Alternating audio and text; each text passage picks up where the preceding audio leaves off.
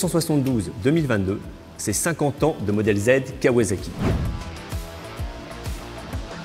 Pour l'événement, nous sommes en Suisse, à Hartingen, au siège de l'importateur de la marque, où s'est constituée au fil des années une collection assez fabuleuse de modèles neufs Kawasaki.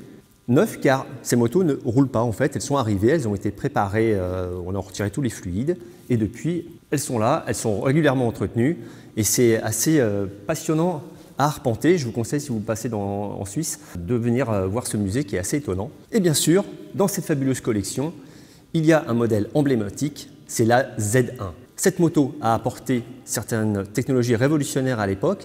Elle était surtout en face de la CB750 Honda qui venait de sortir et qui a coupé l'herbe sous le pied à un modèle que Kawasaki préparait. Mais globalement, ça a été plutôt positif pour la marque d'Akashi puisque en 1972, donc, la Z1 arrive avec des solutions technologiques, donc, comme je vous le disais, très innovantes, notamment un double arbre à cam en tête, une puissance largement supérieure avec son 903 cm3, une esthétique assez sympa pour l'époque avec les 4 sorties d'échappement et un son fabuleux. Ça, c'est la légende Z. Le modèle est revenu en 2003 via la Z1000 et puis au fur et à mesure des années, on a eu une gamme Z750, 800. Désormais, ce sont les cylindrés 650 et 900 qui se déclinent en Z650 et Z900 qui sont les rosters sportifs et en modèle RS qui sont les déclinaisons vintage de la marque. Puis les modèles édition spéciale, Special Edition, SE, comme les baptise Kawasaki, avec des petites pièces plutôt remarquables. On pourra rajouter les jantes dorées qui font la différence avec le modèle standard de Z900 RS. Également, il y a un modèle 50e anniversaire avec un coloris spécifique, rouge sur les modèles 650 et également une poignée passager et un tubulaire qui vient entourer l'arrière, c'est magnifique. Idem pour les Z900, on a ce coloris rouge et cette poignée qui vient aussi souligner l'arrière. On ne l'a pas là, c'est dommage parce que ça change vraiment le look, ça renforce du moins le look de cette moto qui est très typée. Sachez que les modèles 50e anniversaire avec ces coloris spécifiques sont tous vendus, comme les modèles Special Edition. Vous n'en aurez pas chez votre concessionnaire, peut-être d'occasion déjà à droite à gauche avec une certaine plus-value pour les premiers propriétaires, je ne sais pas, mais ça va être compliqué d'en trouver. Difficile de s'y retrouver dans tous ces modèles, donc je vous fais un petit rappel avant de partir en dynamique pour faire un point sur ces différentes gammes. Tout d'abord, les Z650, c'est un bicylindre parallèle de 68 chevaux, 649 cm3. Pour les modèles 900, c'est un moteur 4 cylindres en ligne de 948 cm3 qui développe sur la Z900, donc le modèle sportif, 125 chevaux. Sur la RS, c'est 111 chevaux, avec un mapping un petit peu différent aussi. Enfin, autre différence entre ces deux cylindrés, les 650 affichent un poids de 187 kg, quand les Z900 RS sont à 215 kg, même en édition spéciale, ça ne change pas le poids d'après Kawasaki. Pour faire donc le point dans ces différents modèles, 650 et 900, écoutez, on vous emmène au guidon de ces motos, tout d'abord avec les modèles 650. Alors bienvenue à bord de cette Kawasaki Z650 RS. Alors la particularité de cette déclinaison de la Z650 en version vintage, c'est d'offrir une ergonomie beaucoup plus sage, traditionnelle. On est assis parfaitement droit, on a un grand guidon assez haut pour y poser les mains. C'est très détendu et on retrouve évidemment le bicylindre de 68 chevaux qui motorise très efficacement le roadster.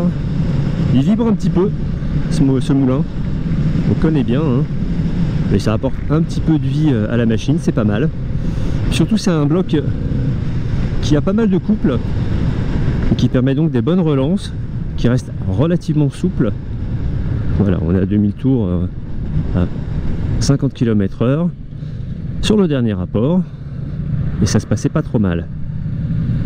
Voilà, on est en 3e, on va passer 4e, 5e à 40, ça se gère très bien au-dessus de 2000 tours. Donc voilà, une mécanique très avenante, une moto facile, partie cycle légère, excellent freinage, presque même un petit peu violent, avec un élément arrière qui permet de vraiment bien asseoir la moto en virage et des suspensions de bonne qualité, très bien accordées, qui lui permettent de passer partout, même à bon rythme, avec comme atout principal de cette Z650 RS son look. C'est une moto séduisante. Maintenant un petit tour en Z650 avec une ergonomie plus sportive. On n'a pas beaucoup de recul sur la selle pour les grands, les repose-pieds sont reculés, le guidon est plus bas on est sur une machine à vocation bien plus dynamique en termes d'image et d'ergonomie de pilotage. Alors ce qu'on apprécie au guidon de cette Z650, en coloris 50e anniversaire d'ailleurs, c'est sa compacité. On a vraiment un roadster facile à emmener, plutôt léger, là, avec son moteur très volontaire. On a une excellente dynamique, ça reprend très correctement dès 4000 tours, donc sur un régime de croisière routier, sur le dernier rapport. Et si on veut plus de dynamique, on en rentre deux et là ça repart vraiment beaucoup plus fort. On est aux alentours de 5500 tours. Contrairement à la version RS, la Z650 standard est plus dynamique hein, tant en allure qu'en pilotage. C'est fait pour être davantage emmené à bon rythme, avec toujours un excellent freinage, une partie cycle très bien accordée, joueuse et très saine. Donc beaucoup de caractère hein, pour ce Twin, que ce soit sur la Z650 comme sur sa version RS qu'on a essayé tout à l'heure.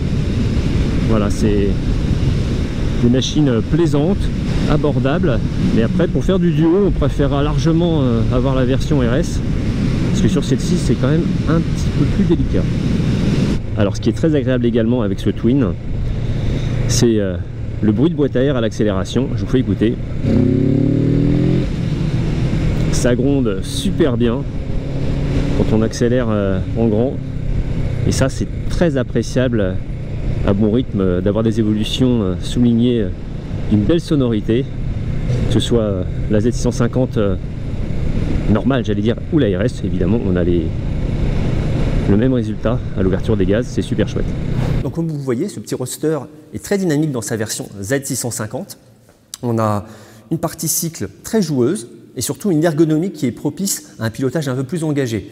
Ça plaira vraiment à ceux qui veulent avoir un petit jouet pour le quotidien ou pour aller un peu plus loin sur les sorties. On peut vraiment aller très fort à son guidon, j'en ai un excellent souvenir sur les différents essais. Et le modèle RS permet également ça, on a exactement la même partie cycle, mais avec, là pour le coup, une ergonomie plus tranquille, un guidon placé plus haut, surtout un confort bien supérieur d'assise. Avec les deux motos, vous pourrez vraiment vous faire plaisir, mais avec un style très différent, et surtout, l'ARS permet d'emmener un passager de façon bien plus confortable. Les deux machines proposent un excellent freinage, et encore une fois, leur suspension assure une tenue de route vraiment très saine en toute occasion, même à très bon rythme. Bon, désormais, on va aller dans un tout autre univers, puisqu'on va parler des 900.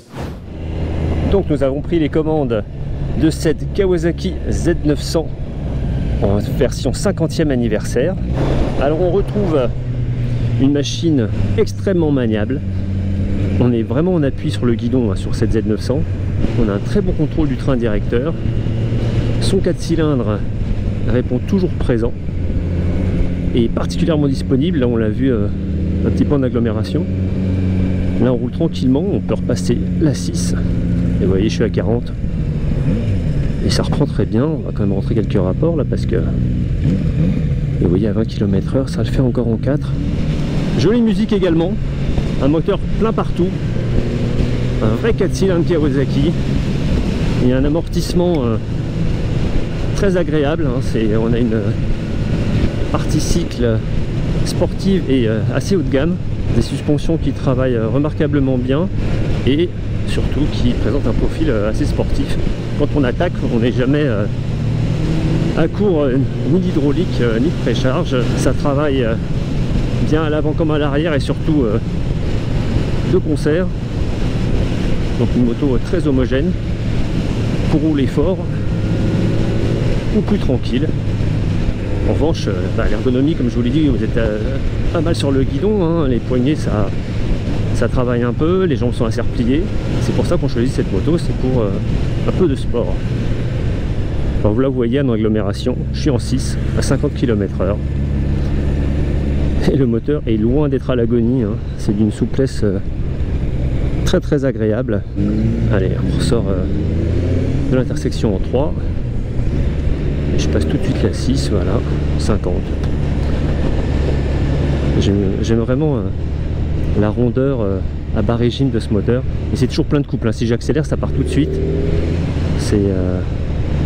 Alors en 6, certes, c'est encore un peu long, mais si jamais je rentre la 5, voilà, on sait tout de suite qu'on est bien motorisé. même à très bas régime. Et puis dès qu'on sort, on peut faire parler le 4 cylindres et ses 125 chevaux. C'est vraiment une moto plaisante, mais qui demande un petit peu de concession. C'est assez exigeant en termes de position de pilotage. La selle n'est pas hyper confortable non plus. Et c'est mieux si on adopte, à mon avis, un pilotage franchement sportif en sortant un peu de la machine. Et là, pour le coup, c'est diablement efficace. Alors, me voici désormais aux commandes de la Z900 Special Edition, avec donc des étriers radio à l'avant, une commande de frein avant radial, un réglage de fourche optimisé et surtout un amortisseur Öhlins à l'arrière. Alors effectivement, on peut constater assez vite que la tenue de route est meilleure. On a un amortissement qui est plus précis, plus de confort, et quand on prend les freins, la fourche s'enfonce moins. On a des réglages qui sont un petit peu mieux en hydraulique. Et puis surtout, comparé au modèle standard, la Z900 SE offre un freinage bien plus modulable. On a un toucher de frein qui est plus facilement contrôlable, là où les étriers de la version standard offrent une attaque un petit peu trop franche. Forcément, les étriers Brembo plus haut de gamme apportent ce surcroît de maîtrise et de confort. Allez, un petit tour aux commandes de la Kawasaki Z900 RS. Alors par rapport au Roadster au style Sugumi qu'on utilisait avant, la Z900 simple, bien plus sportive en apparence, et bien cette moto plutôt au look rétro offre un confort bien supérieur en termes de position de pilotage. On est beaucoup plus droit, on a les jambes moins fléchies, on est moins en appui également sur le guidon, donc une position dite à l'ancienne, et surtout avec une ergonomie plus sage, plus naturelle, même si le ressenti du train avant est un peu différent forcément, on a moins cet appui, donc, mais ça gêne aucunement les évolutions.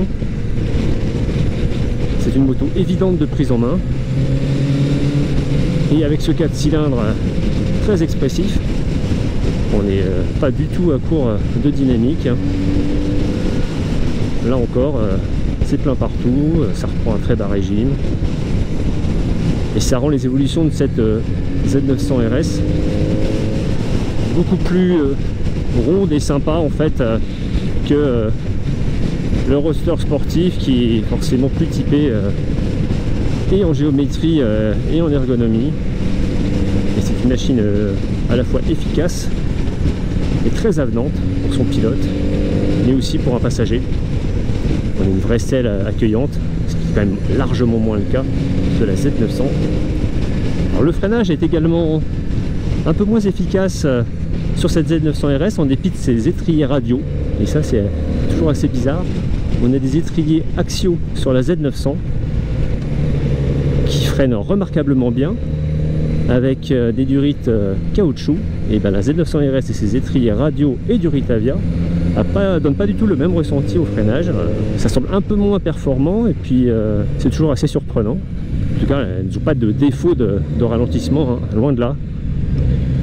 Et toutes les deux ont un frein arrière très efficace qui permet, là comme ici, quand on arrive un poil trop vite en courbe, de lisser si besoin la trajectoire. Mais définitivement, cette RS est vraiment très sympa à rouler. Je trouve également que son moteur a un mapping d'injection un peu moins poussé au crime. On se sent moins obligé de taper dans la mécanique, là où une Z900 pousse un petit peu à faire l'andouille. C'est logique, elle est faite pour ça. Allez, nous sommes à bord de la Kawasaki Z900 RS Special Edition, et le premier constat qu'on fait par rapport au modèle standard de RS, c'est qu'on a une machine bien mieux tenue en hydraulique.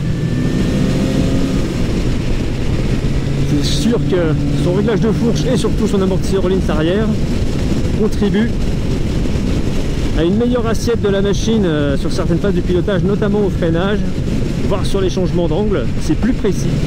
Et également, parlant freinage, on a des étriers Brembo M432 avec une commande radiale et du Ritavia. Et je trouve que l'ensemble donne un bien meilleur contrôle des décélérations, même si la moto a un peu tendance à se redresser sur l'angle quand on prend les freins en virage. Donc il faut procéder un petit peu différemment. Ouais, l'ensemble est très convaincant. Ça donne encore plus de sportivité à cette machine. En plus, le coloris est particulièrement réussi. Alors certes, l'addition est un peu salée. Moi, j'aurais bien aimé avoir un shifter sur cette machine. Je trouve que pour le prix, ça aurait été pas mal. Donc, comme vous avez pu le voir, le modèle Kawasaki Z900, c'est vraiment du sport à son guidon. Que ce soit en modèle standard, mais encore plus en modèle SE, on peut vraiment rouler très très vite. On a surtout un train avant rivé au sol, très précis, même si la monte de pneus, je l'apprécie un petit peu moins sur cette moto, la monte de pneus d'origine. Ce sont des Road Sport 2, une carcasse un peu trop rigide à mon goût, mais sinon des capacités dynamiques remarquables. Alors évidemment, on préfère l'évolution SE avec ses étriers Brembo, et le Lynx à l'arrière, l'amortisseur Lynx, réglable en tous sens avec une précharge hydraulique aussi, ce qui est quand même très pratique. Et un amortissement bien mieux tenu encore en hydraulique. On a une moto qui est encore plus saine en virage. On sent très bien que quand on pousse davantage, eh ben, on a une meilleure tenue au sol et puis surtout un excellent freinage bien plus modulable. C'est surtout ça, ça va être la façon de moduler la puissance des étriers qui est vraiment très appréciable à son guidon. Et puis ce qu'on apprécie davantage avec ces Z900 RS, c'est le look absolument totalement vintage dans une moto hyper moderne, hyper efficace sur route. J'adore vraiment ce modèle parce qu'il est très réussi d'un point de vue esthétique. On a cette mécanique vraiment très convaincante et très expressive. Et encore une fois, des possibilités dynamiques et de partie cycle vraiment remarquables. Et évidemment, un confort supérieur, comme sur les petites 650. Une vraie selle pour le pilote, pas mal de recul, on peut vraiment trouver sa place. Le passager également dispose d'un bon espace à l'arrière. Alors à la longue, j'ai quand même trouvé que l'assise des Z900 RS était pas si confortable que ça en fait au bout d'un certain nombre de kilomètres. Je trouve que la forme est assez particulière. Peut-être que c'est une ergonomie qui pourra convenir à certains d'entre vous. Pour ma part, c'est vrai que j'ai rarement le souci sur des assises. Là, ça ne m'a pas convenu. Bon, à voir selon le séant de chacun. C'est peut-être à ce niveau-là que ça se joue. Donc voilà le point qu'on pouvait faire en dynamique sur ces différentes Z. Donc encore une fois, un modèle qui a 50 ans cette année. C'est assez remarquable. Et qui a su évoluer au fur et à mesure des décennies, en fait, remarquablement. Pour moi, donc cette version RS en est la quintessence, on va dire, pour le moment. Voilà, on a eu vraiment un très très beau roulage dans les quelques petites montagnes autour là qu'on a trouvées. C'était vraiment sympa pour les mettre un peu en contrainte et puis bénéficier de tout l'intérêt de ces machines à pouvoir être emmené un peu sport ou aussi plus à la cool. Donc un très beau roulage, un très bel anniversaire. Hein. Il y avait du monde en termes de machines pour fêter tout ça. Avec également, ça a été un peu le point d'orgue de cette manifestation, de cet événement, Kawasaki qui nous a ramené la Z1 qui avait été testée en Amérique avant la mise sur le marché de ce modèle. Un cadeau d'anniversaire magistral. On vous en dit plus sur l'essai online sur le repairedesmotards.com. N'oubliez pas de vous abonner à la chaîne YouTube et moi je vous retrouve très vite pour un nouvel essai.